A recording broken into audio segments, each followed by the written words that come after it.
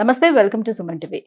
ఒక మనిషి తన నిత్య జీవితంలోని అన్ని పనులు సక్రమంగా కొనసాగించుకోవాలంటే తనకి వెన్నెముక అనేది చాలా మెయిన్ పార్ట్ అని చెప్పుకోవాలి. ఎందుకంటే ఆ మనిషి కూర్చోవాలన్నా, నించోవాలన్నా, తన పనులు అన్నీ చేసుకోవాలన్నా వెన్నెముక అనేది చాలా సక్రమంగా ఉండాలి. ఈ మధ్య కాలంలో మనం చూసుకున్నట్టయితే చాలా మందిలో లుంబార్ స్పాండిలోసిస్ అనే సమస్యను ఎక్కువగా చూస్తూ ఉన్నాం. సో అందరూ కూడా రకరకాల కారణాలతోటి నడుము నొప్పి సమస్యని ఎదుర్కొంటూ వస్తున్నారు. ఈ నడుము నొప్పికి వితౌట్ సర్జరీ ఆయుర్వేదంలో ఎలాంటి ట్రీట్మెంట్ అందుబాటులో ఉంది? ఈ విషయాన్ని తెలియజేసేందుకు మనతో పాటు ఉన్నారు డాక్టర్ సాజీ డిసోజా గారు from KSCAC multi specialty Ayurvedic hospital, Banjara Hills. Hello sir. Hi sir, lumbar spondylosis. So మీరు ఈ వెన్నెముకకు సంబంధించే స్పెషలిస్ట్ అని చెప్పాలి. సో గత 25 ఇయర్స్ అనుకోండి ఆల్మోస్ట్. సో ఈ 25 ఇయర్స్ నుంచి 26 ఇయర్స్ ఒక ఇయర్ తగ్గించాను. 26 ఇయర్స్ నుంచి ఆల్మోస్ట్ మీరు ఎంతో మంది పేషెంట్స్ ని చూసే ఉంటారు కదా. లుంబార్ స్పాండిలోసిస్ విషయానికి వచ్చినప్పుడు ఎలాంటి కంప్లైంట్స్ చేస్తూ ఉంటారు? ఏ డిస్క్ల మధ్యన ఆ సమస్య అనేది వస్తూ ఉంటుంది? ఇప్పుడు చూడండి, ఇది L1, L2, L3, L4, L5 అట్లా పోవడం జరుగుతుంది. అంటే లంబార్ లో 5 vertebras. Lumbar the short form L అన్నమాట. L1, L2, L3, L4, L5. తర్వాత S1 శాక్రల్ మొదలు S1, S2, తర్వాత కాకిక్స్ అంటే టెయిల్ బోన్. సో ఈ ఎముకల మధ్యలో నేను ముందు చెప్పినట్టు ఇట్లా ఉండాలి ఎముకలు. ఈ మధ్యలో ఉన్న డిస్క్ చూడండి, ఇక్కడ డిస్క్ ఉంటుంది. ఇది లోపల నుంచి పెద్ద నరం పోవడం, ఆ ఎల్లో కలర్ పసుపు కలర్ పోయేది పెద్ద నరం అనమాట. ఆ పెద్ద నరం నుంచి ఇట్లా సైడ్ కి మొదలయ్యేదండి చిన్న నరాలు. సో నడుము దగ్గర నుంచి మొదలైన నరాలు మొత్తం మన కాలికి మోషన్ మూత్రం పోయిన చోటకి సప్లై చేయడం జరుగుతుంది. పొత్తి కడుపులో అట్లా. ఓకే, సో అక్కడ ఏదన్నా ఈ ఎముకల మధ్యలో గ్యాప్ తక్కువ అవడం లేదా ఎక్కువ అవడం, లేదా ఈ డిస్క్ మధ్యలో డిస్క్లో ఉన్న వాటర్ కంటే అరిగిపోయి అది డీహైడ్రేషన్ వెళ్ళిపోయి డీహైడ్రేట్ డిస్క్ వస్తే ఇది బయటకి జారడం జరుగుతుంది. ఇవి ఏం చేస్తుంది అంటే ఇది పోయిన పెద్ద నరం మీద పొడవడం జరుగుతుంది. సో పెద్ద నరం నుంచి చిన్న నరాలు మొదలు పెడతామని చెప్పాను కదా. ఈ కాలుకి పోయిన ఎస్పెషల్లీ సయాటిక్ నర్వ్ అని ఉంటుంది. కాలుకి పోయిన ఆ సయాటిక్ నర్వ్ మీద పొడవడం జరిగితే దానికి సయాటిక్ అని కూడా అంటారు. సో బోత్ నర్వ్స్, చాలా నర్వ్స్ ఉంటుంది. అంటే మన పొప్లిటల్ నర్వ్ అని, ఫెబరల్ నర్వ్ అని, అట్లా చాలా నరాలు ఉన్నాయి. దాంతో పాటు ఒకటి సయాటిక్ నర్వ్. సో సయాటిక్ అని చాలా మంది అంటారు. సో ఈ నడుము ప్రాంతం నుంచి సయాటిక్ నర్వ్ ఏంటంటే మన తొడ వెనక పెరం భాగం నుంచి తొడ వెనకాతుల నుంచి ఇలా కాలికి పోయిన ఒక నరం పేరు సయాటిక్ నర్వ్. సో ఆ పొడవడం జరిగితే ఆ నరం పట్టి గుంజడం, లాగడం, తిమిరి పట్టడం, మంట రావడం అన్ని జరుగుతుంది.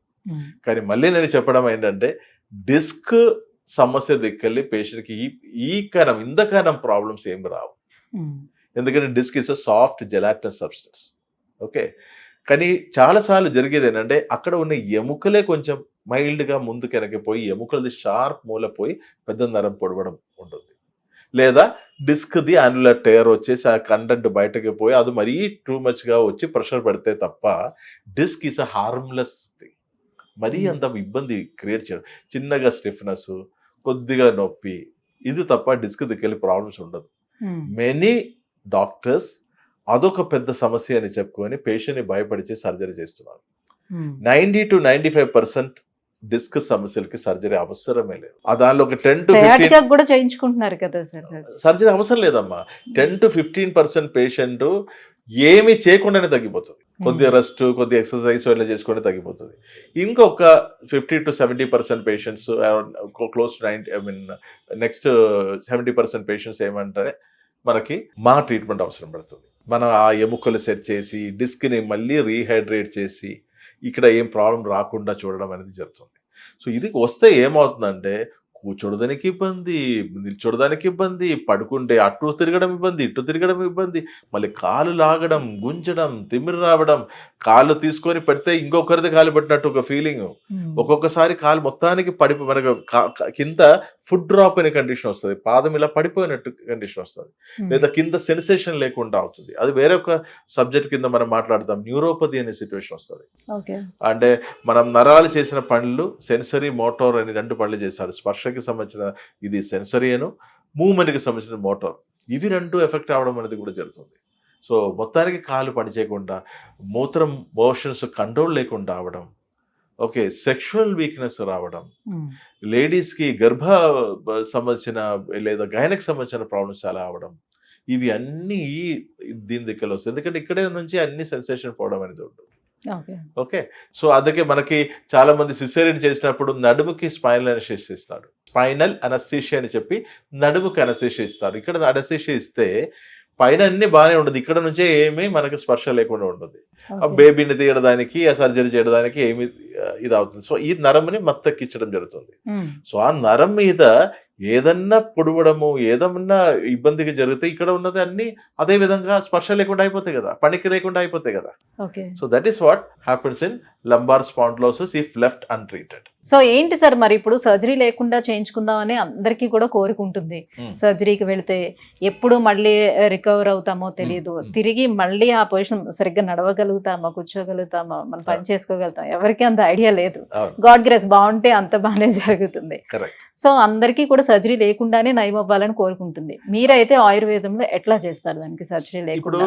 ఎన్ని కేసెస్ ఇప్పటి వరకు ఇట్లాంటివి మీరు చూసుంటారు? అదే మీరు నాకు 25 ఇయర్స్ 26 ఇయర్స్ అని చెప్పినా కదా, మనకు వయసు అడిగితేనే మనం తక్కువ చెప్పేది, ఎక్స్పీరియన్స్ అడిగితే ఎక్కువనే చెప్తాను. సో యాక్చువల్లీ 26 ఇయర్స్ అనమాట. ఇదే వెన్నుపూసల మీదనే నేను ఇన్ని ఏళ్ళు కొన్ని లక్షల పేషెంట్కి మనం నయం చేయడం జరిగింది. ఇప్పుడు మళ్ళీ కూడా ఏమవుతుందంటమ్మా, ఇప్పుడు అలోపతికి ఉన్న గ్లామర్ ఆయుర్వేదికం లేదు. ఓకే, మళ్ళీ వాళ్ళు భయపడిచినట్టు మనం ఏ పేషెంట్ కూడా భయపడించట్లేదు. వాళ్ళు ఏంటంటే కొన్ని పేషెంట్ నేను ఇక్కడ వచ్చి చెప్పడం జరిగింది ఏంటంటే, డాక్టర్ దగ్గర వెళ్ళాము, నేను డాక్టర్ పేరు హాస్పిటల్ పేరు ఏం చెప్పట్లేదు, వెళ్తే ఇమ్మీడియట్గా నీ సర్జరీ టేబుల్ వెళ్ళిపోవాలి, బ్లడ్ టెస్ట్ సర్జికల్ ప్రొఫైల్ అని తీసుకొని ఇమ్మీడియట్గా వెళ్ళిపోవాలి. సో పేషెంట్ చెప్పారు, నేను ఇంటికి వెళ్ళిపోయి నేను నా మిస్సెస్ పిల్లలతో ఆలోచన చేసి తిరిగి వస్తామంటే, నీ ఇంటికి వెళ్ళిపోయిన దారిలోనే అన్ని ఏమైనా అయిపోతాయి. అలా చెప్పి పేషెంట్ని భయపడి చేసి, ఆ పేషెంట్ ఫోన్ మీద ఏడించుకొని పేషెంట్ వాళ్ళ చుట్టాలని పిలిపించేసి అలా చేసుకొని డాక్టర్ దగ్గర మాట్లాడినప్పుడు వాళ్ళకి ఏదో తేడా కొట్టి, ఏదో హార్ట్ సర్జరీ ఏదో తేడా కొట్టి వాళ్ళు చెప్పినాను, సరే సార్ పడిపోతాం మనం తీసుకుంటాం ఆ రిస్క్ అని చెప్పుకొని వాళ్ళు మా దగ్గర రావడము మొత్తానికి క్లియర్ అయిపోవడం జరిగింది. ఓకే, ఇప్పుడు ఏ సమస్య లేదు. చూడండి, ఎందుకంటే మనము ఇప్పుడు చూడండి ఏమై ఉండింది అతనిలో ఉన్న కాంప్లికేషన్ ఏంటి అసలు? కాంప్లికేషన్ వేరే ఏదమ్మా, ఎముకలు కొంచెం పక్కకి జారి పెద్ద నరం మీద పొడుస్తూ ఉంటుంది. నా దగ్గర వచ్చినప్పుడు 99% పేషెంట్ చిన్న డిస్క్ బల్జ్తో రాదు, అది మరీ ఘోరంగా అయిపోయి ఎముకలు అటు ఇటు అయిపోయినప్పుడే వస్తారు. సో అది వరుసగా మనం చేసి ఇస్తే పేషెంట్ ప్రాబ్లం సాల్వ్ అయింది. మళ్ళీ ఇప్పుడు ఎక్కడి నుంచి అయినా ఒక హైట్ నుంచి పడిపోయిన వెంటనే ఒకవేళ తీసుకువస్తే ఇమిడియట్ గా దాన్ని సెట్ చేయడానికి కుదురుతుందంట? ఖచ్చితంగా పడిపోయిన కొన్ని రోజుల తర్వాత తీసుకొస్తే కూడా సెట్ చేస్తాం. అంటే ఎముకల సెట్టింగ్ ఎన్ని రోజులు అయితే కూడా సెట్ చేసుకోవచ్చు కదా, అది పెద్ద ప్రాబ్లం లేదు. అలాగే అక్కడ మనం మాట్లాడతాం వేరే ఎపిసోడ్లు స్పాండిలోలిథసిస్, స్పాండిలోలైసిస్ గురించి, అవి మన తర్వాత మాట్లాడదాం. దీనికి వచ్చిన కండిషన్స్ ఇంకా కొంచెం కూడా ఘోరమైన సిచ్యువేషన్స్. సో ఎవరన్నా మిమ్మల్ని మీరు ఇమ్మీడియట్గా సర్జరీ చేయాలి, చేయలేకపోతే మీ చేయికాలు పడిపోతారు అట్లా భయపడిస్తే దయచేసి మీరు రిలాక్స్ అవ్వండి, ఆ భయానికి కూలిపోకూడదు. ఇన్నేళ్ళు 26 ఇయర్స్ నుంచి నేను ఇదే పని చేస్తూ వస్తున్నాము. ఈ రోజు వరకు మా దగ్గర ట్రీట్మెంట్కి వచ్చిన ఒక్క పేషెంట్కి కూడా చేయికాలు పడిపోలేదు. వాళ్ళు చక్కగా లేచి తిరిగిపోవడం జరిగింది. మేబీ ఇన్ని లక్షల్లో ఒకటో రెండో పేషెంట్ ఇద్దరో ఇది కూడా వాళ్ళకి నొప్పి తగ్గలేదు, కొంచెం కూడా వాళ్ళకి నొప్పి తగ్గాలి అని చెప్పుకొని ఆతృతలు పోయి సర్జరీ చేసుకునే వాళ్ళు ఉన్నారు. యాక్చువల్లీ ఏంటంటే ప్రతి పేషెంట్ మా దగ్గర వచ్చినప్పుడు వాళ్ళకి పేషెంట్ కాన్సెప్ట్లో ఏంటంటే నాకు నొప్పి తగ్గాలి, నాకు తిమ్మిరి వెంటనే పోవాలి. అంటే వాళ్ళు ఇప్పుడు దాకా అలవాటు పడినది ఏంటి, డాక్టర్ దగ్గర పోతే ఒక నొప్పి బిళ్ళలు ఇవ్వడము, లేదా నొప్పి సూది పెట్టడము, అది చేతులు పెట్టడం, లేదా నడుముకి ఎక్కడ పెయిన్ ఉందో అక్కడే పెట్టడం, స్టెరాయిడ్ ఇంజెక్షన్స్ ఇవ్వడం, స్టెరాయిడ్ మాత్రలు తినిపించడం. సో ఆ డాక్టర్ దగ్గర పోయి వచ్చే వరకు నాకు ఆ రిలీఫ్ వచ్చింది. కానీ పాపం పేషెంట్ అర్థం చేసుకోవట్లేదు, లోపల ఎముకలు కదిలింది, డిస్క్ కదిలింది, ఎముకలు పోయి పెద్ద నరం మీద పొడుస్తుంది, దాని దగ్గర ప్రాబ్లం వస్తుంది, అది నయం అయితేనే నాకు శాశ్వతంగా పరిష్కారం వస్తుంది అర్థం చేసుకోవట్లేదు. అంటే వితౌట్ సర్జరీ నయం చేయాలంటే దానికి డిపెండ్ ఆన్ ఏజ్ కూడా ఏమైనా, ఏజ్ ఫ్యాక్టర్ ఏమైనా తీసుకుంటారా? చూడమ్మా, యంగ్ పేషెంట్స్ అయితే ఈజీగా ఉంటుంది. As the age progress it becomes difficult. Age అబ్బాయి అయితే కూడా క్లియర్ చేయడము.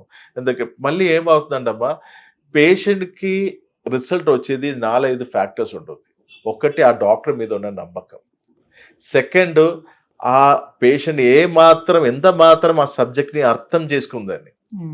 ఓకే, ఇది ఇప్పుడు నొప్పి వాతలు కాదు, మన ఆ ఎముకలు అటు ఇటు పోయి పొడుస్తుంది, ఆ ఎముకలు వరుసగా చేసి శాశ్వత పరిష్కారం కాదా మనకు కావాల్సిన ఒక ఎడ్యుకేషన్ వాళ్ళకి. అది థర్డ్ ఏంటంటే వాళ్ళకి ఎవిడెన్స్, అంటే ట్రీట్మెంట్కి ముందు ఉన్న రిపోర్ట్, ట్రీట్మెంట్ తర్వాత ఉన్న రిపోర్ట్ చూపించగలిగితే ఏ డాక్టర్ దగ్గర అయితే మీరు వెళ్ళాలి.